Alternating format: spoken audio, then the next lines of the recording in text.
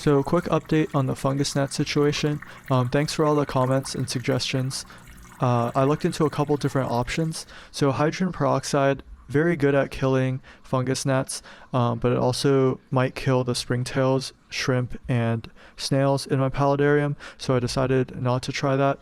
I looked into beneficial nematodes, which are microscopic organisms that target the gnat larvae in the soil, just kind of the same thing that the mosquito bits is targeting, but it's more of a long-term treatment. So even though I started doing some treatments, it hasn't really shown any major results yet.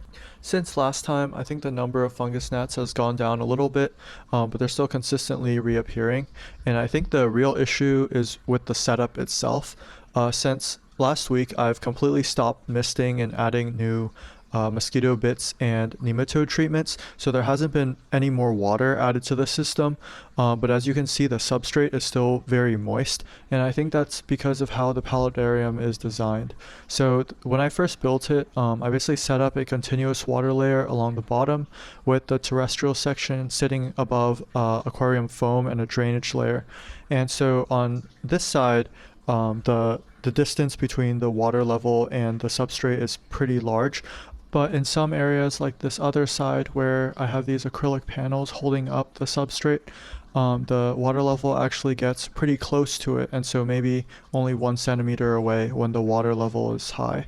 And so I think right now, even without misting or adding water, the land section is pulling moisture up from the aquatic section, and so the top layer of the substrate never really dries out, letting the fungus gnats basically lay eggs wherever they want.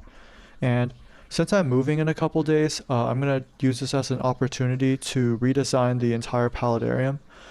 So instead of having the aquatic and terrestrial sections partially connected, I want to separate them with a proper acrylic divider that's like sealed off with aquarium silicone. That way I can control the moisture level of the plant side a lot better. Second, I'm also planning on changing the substrate. Right now I think the substrate is too moist, and so I'm going to try and create a new blend that's more kind of airy, porous, and fast draining. So it still should work with the ficus ginseng and other bonsai trees, but it will provide a better environment for like reducing the amount of moisture actually exposed on the top layer.